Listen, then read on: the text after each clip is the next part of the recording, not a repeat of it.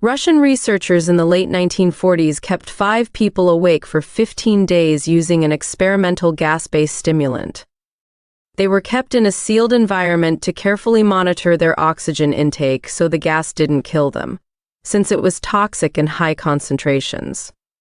This was before closed-circuit cameras, so they had only microphones and 5-inch thick glass porthole-size windows into the chamber to monitor them. The chamber was stocked with books and cots to sleep on, but no bedding, as well as running water, a toilet, and enough dried food to last all 5 for over a month. The test subjects were political prisoners deemed enemies of the state during World War II. Everything was fine for the first 5 days. The subjects hardly complained, having been promised falsely that they would be freed if they submitted to the test and did not sleep for 30 days. Their conversations and activities were monitored, and it was noted that they continued to talk about increasingly traumatic incidents in their past. The general tone of their conversations took on a darker aspect after the 4-day mark. After 5 days, they started to complain about the circumstances and events that lead them to where they were, and started to demonstrate severe paranoia. They stopped talking to each other and began alternately whispering into the microphones and one-way mirrored portholes. Oddly, they all seemed to think they could win the trust of the experimenters by turning over their comrades, the other subjects in captivity with them. At first, the researchers suspected this was an effect of the gas itself. After 9 days, the first of them started screaming. He ran the length of the chamber repeatedly, yelling at the top of his lungs for 3 hours straight, at which point he continued attempting to scream, but was only able to produce occasional squeaks. The researchers postulated that he had physically torn his vocal cords. The most surprising thing about this behavior was how the other captives reacted to it. Or rather, didn't react to it. They continued whispering into the microphones until the second of the captives started to scream. The 2 non-screaming captives took the books apart, smeared page after page with their own feces, and pasted them calmly over the glass portholes. The screaming promptly stopped. So did the whispering into the microphones. After 3 more days passed, the researchers checked the microphones hourly to make sure they were working, since they thought it impossible that no sound could be occurring with 5 people inside.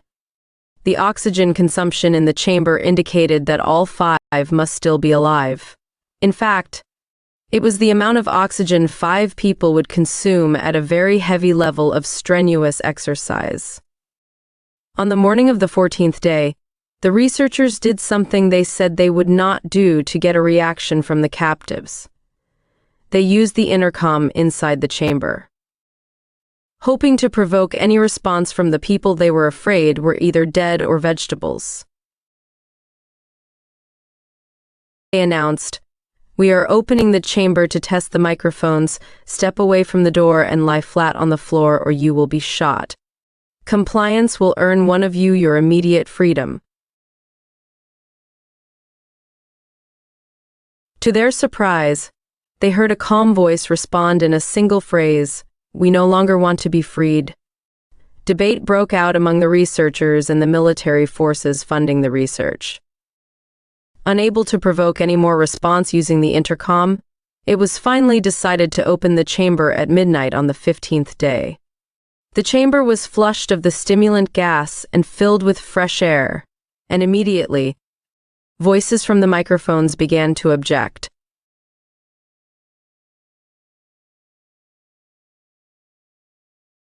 Three different voices began begging, as if pleading for the life of loved ones, to turn the gas back on. The chamber was opened and soldiers were sent in to retrieve the test subjects. They began to scream louder than ever, and so did the soldiers when they saw what was inside. 4 of the 5 subjects were still alive, although no one could rightly call the state that any of them in life. The food rations past day 5 had not been so much as touched. There were chunks of meat from the dead test subjects' thighs and chest stuffed into the drain in the center of the chamber, blocking it and allowing 4 inches of water to accumulate on the floor. Precisely how much of the water on the floor was actually blood was never determined. All 4 surviving test subjects also had large portions of muscle and skin torn away from their bodies.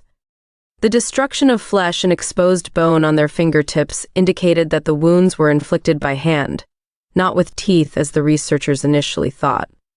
Closer examination of the position and angles of the wounds indicated that most, if not all of them, were self-inflicted. The abdominal organs below the rib cage of all 4 test subjects had been removed, while the heart, lungs, and diaphragm remained in place. The skin and most of the muscles attached to the ribs had been ripped off, exposing the lungs through the rib cage. All the blood vessels and organs remained intact, but had been taken out and laid on the floor, fanning out around the eviscerated but still living bodies of the subjects. The digestive tract of all 4 could be seen to be working, digesting food. It quickly became apparent that what they were digesting was their own flesh that they had ripped off and eaten over the course of days. Most of the soldiers were Russian special operatives at the facility, but still, many refused to return to the chamber to remove the test subjects. The subjects themselves continued to scream to be left in the chamber and begged and demanded that the gas be turned back on, lest they fall asleep. To everyone's surprise, the test subjects put up a fierce fight in the process of being removed from the chamber. One of the Russian soldiers died from having his throat ripped out, and another was gravely injured by having his testicles ripped off and an artery in his leg severed by one of the subject's teeth. Another 5 of the soldiers lost their lives, if you count the ones that committed suicide in the weeks following the incident. In the struggle, one of the 4 living subjects had his spleen ruptured and bled out almost immediately. The medical researchers attempted to sedate him, but this proved impossible. He was injected with more than 10 times the human dose of a morphine derivative and still fought like a cornered animal, breaking the ribs and arm of one doctor. His heart was seen to beat for a full 2 minutes after he had bled out, to the point there was more air in his vascular system than blood. Even after it stopped, he continued to scream and flail for another 3 minutes, struggling to attack anyone in reach and just repeating the word more over and over, weaker and weaker, until he finally fell silent. The surviving 3 test subjects were heavily restrained and moved to a medical facility, the 2 with intact vocal cords continuously begging for the gas, demanding to be kept awake. The most injured of the 3 was taken to the only surgical operating room that the facility had. In the process of preparing the subject to have his organs placed back within his body, it was found that he was effectively immune to the sedative they had given him to prepare him for the surgery. He fought furiously against his restraints when the anesthetic gas was brought out to put him under. He managed to tear most of the way through a 4-inch wide leather strap on one wrist, even through the weight of a 200-pound soldier holding that wrist. It took only a little more anesthetic than normal to put him under, and the instant his eyelids fluttered and closed, his heart stopped. In the autopsy of the test subject that died on the operating table, it was found that his blood had tripled the normal level of oxygen. The muscles that were still attached to his skeleton were badly torn, and he had broken 9 bones in his struggle to not be subdued. Most of them were from the force his own muscles had exerted on them. The second survivor had been the first of the group of 5 to start screaming. His vocal cords destroyed, he was unable to beg or object to surgery, and he only reacted by shaking his head violently in disapproval when the anesthetic gas was brought near him. He shook his head yes when someone suggested, reluctantly, that they should try the surgery without anesthetic, and did not react for the entire 6-hour procedure of replacing his abdominal organs and attempting to cover them with what remained of his skin. The surgeon presiding stated repeatedly that it should not be medically possible for the patient to still be alive. One terrified nurse assisting the surgery stated that she had seen the patient's mouth curl into a smile several times, whenever his eyes met hers. When the surgery ended, the subject looked at the surgeon and began to wheeze loudly, attempting to talk while struggling. Assuming this must be something of drastic importance, The surgeon had a pen and pad fetched so the patient could write his message. It was simple. Keep cutting. The other 2 test subjects were given the same surgery, both without anesthetic as well, although they had to be injected with a paralytic for the duration of the operation. The surgeon found it impossible to perform the operation while the patients laughed continuously. Once paralyzed, the subjects could only follow the attending researchers with their eyes. The paralytic cleared their system in an abnormally short period of time, and they were soon trying to escape their bonds. The moment they could speak, they were again asking for the stimulant gas. The researchers tried asking why they had injured themselves, why they had ripped out their own guts, and why they wanted to be given the gas again. Only one response was given: "I must remain awake." All 3 subjects' restraints were reinforced and they were placed back into the chamber, awaiting determination as to what should be done with them. The researchers, facing the wrath of their military benefactors for having failed the stated goals of their project, considered euthanizing the surviving subjects. The commanding officer, an ex-KGB, instead saw potential and wanted to see what would happen if they were put back on the gas. The researchers strongly objected, but were overruled. In preparation for being sealed in the chamber again, the subjects were connected to an electroencephalogram monitor and had their restraints padded for long-term confinement. To everyone's surprise, all 3 stopped struggling the moment it was let slip that they were going back on the gas. It was obvious that, at this point, all 3 were putting up a great struggle to stay awake. One of the subjects that could speak was humming loudly and continuously.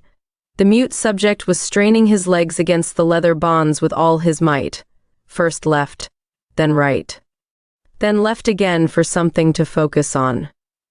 The remaining subject was holding his head off his pillow and blinking rapidly.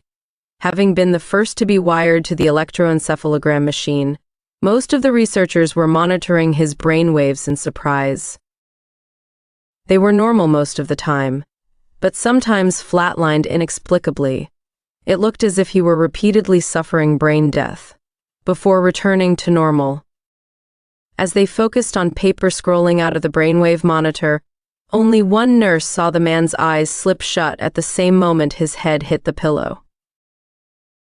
His brainwaves immediately changed to that of deep sleep, then flatlined for the last time as his heart simultaneously stopped. The only remaining subject that could speak started screaming to be sealed in now. His brainwaves showed the same flatlines as the one who had just died from falling asleep. The commander gave the order to seal the chamber with both subjects inside, as well as 3 researchers. One of the named 3 immediately drew his gun and shot the commander point blank between the eyes, then turned the gun on the mute subject and blew his brains out as well. He pointed his gun at the remaining subject, still restrained to a bed as the remaining members of the medical and research team fled the room. "I won't be locked in here with these things. Not with you," he screamed at the man strapped to the table. "What are you?" he demanded. "I must know." "Full." The subject smiled. "Have you forgotten so easily?" the subject asked. "We are you. We are the madness that lurks within you all, begging to be free at every moment in your deepest animal mind. We are what you hide from in your beds every night. We are what you sedate into silence and paralysis when you go to the nocturnal haven where we cannot tread." The researcher paused, then aimed at the subject's heart and fired. The electroencephalogram flatlined as the subject weakly choked out, so nearly free.